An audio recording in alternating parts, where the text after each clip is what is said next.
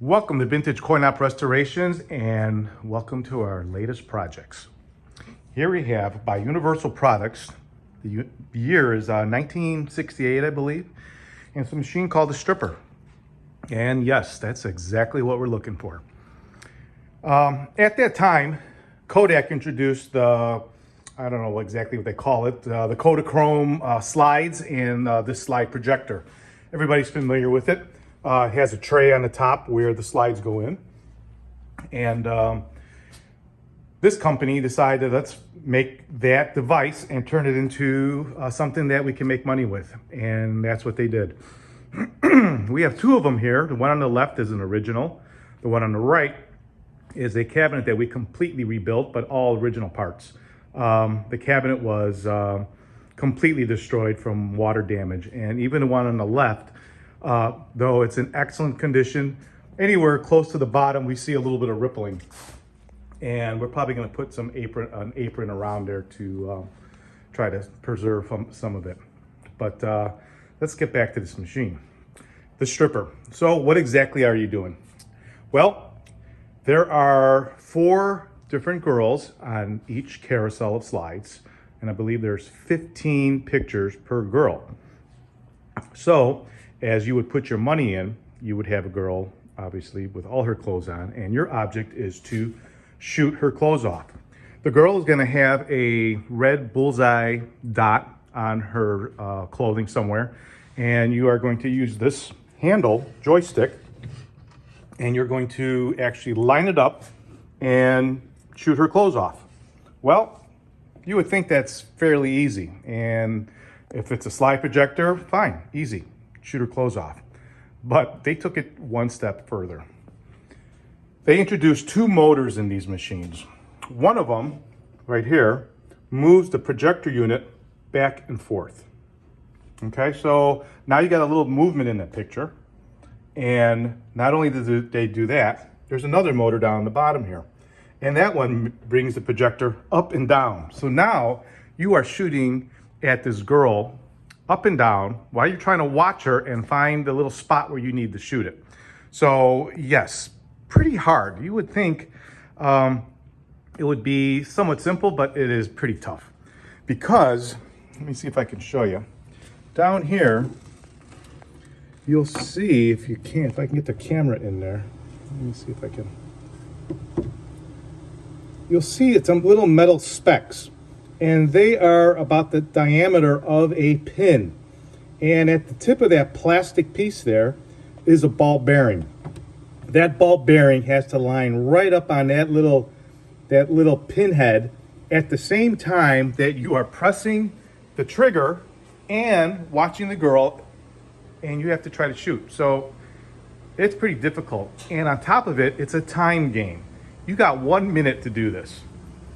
All of it. And what we're asking is, if anyone knows anything about this machine, I'd love to know someone who has one so we can figure out exactly the details on it. It would only make sense that after your minute, and if you didn't shoot all her clothes off, you would want a minute maybe to put another quarter in there to try to continue with the girl that you're shooting at. Or after you are done and the machine turns off, will it advance to the next girl or will it go backwards to the first girl? We have not seen one of these machines in play. I do not know anyone who has one. We have 2 of them here that we are trying to slowly bring back to life. We have gone over everything, and each day there's a little more progress. The one on the left is an absolutely beautiful original that we completely restored it interior, but the outside cosmetics we are going to leave alone. And here in the front on both machines, you don't see the plastic cowl that we are working on right now. But you can see the inside's been completely redone. Unfortunately, this one has some new motors that we had to put in there because the originals were locked up, and the gears were stripped, and there was some of them they're sealed gears, so we just had to replace the motor. Let's take a quick look in the back. Everybody knows basically when you have a picture on a slide, it always turns it upside down. So what they're doing is coming out of the projector, it is being reflected down to the floor here, and in turn being reflected again all the way up onto the big mirror that's at the top there, and then being reflected forward to exactly what we see.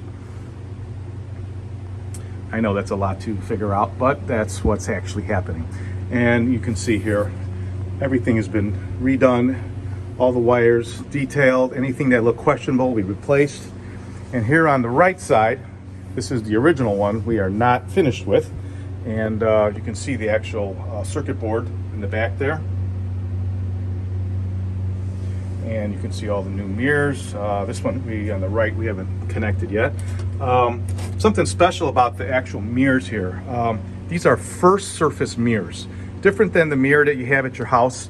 The silvering, let's call it, is in the rear of the mirror. This mirror and any kind of optics mirror, it's on the surface. Not something you can easily find, but we were able to, and it makes a difference because the reason that they use this in optics in like at projectors for like movie shows and things, it's because of ghosting. That thickness of the glass kind of sometimes gives a funky shadow, and that's what they're trying to keep everything nice and clear. So I'm sure you're dying to see what actually is happening here. So let me we'll put them both on. So here I'm going to show you what happens with this one first, and then we'll go back up and maybe see the girl. But right now, as I would put my quarter in, we are going to see it click on. So here's our projector. Our motor on the bottom is going up and down. Our motor on the side is pulling it back and forth. And there she is. These are some really, really cool slides. They're all original. And she doesn't have everything up just yet, but here you can see the joystick is going to be moving around. Because it moves around, you do have a little bit of ghosting, because if I go to the far left, you see it goes to the right. Over here, it goes the other way. But this little dot is where you're supposed to try to get onto. At the same time, you're supposed to shoot it. Pretty tough, but really, really neat. And over here, let's put our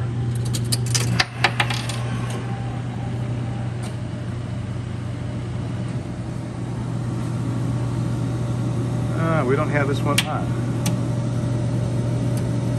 Let's see. Oh, I have her just still right now. But yeah, these slides are just absolutely incredible. So for this one here, we haven't hooked up our leather adjustable gun sight, and that gets connected to the joystick. So little by little, day by day, we get a little work done on these things. Let's show you this one. Should be working. There you go.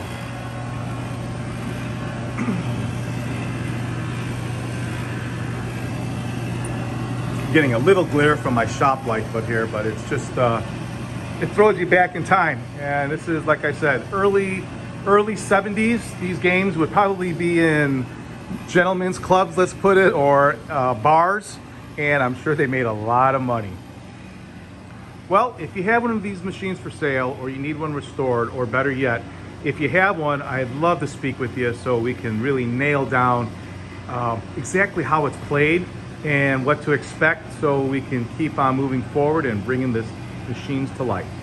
Thanks for watching.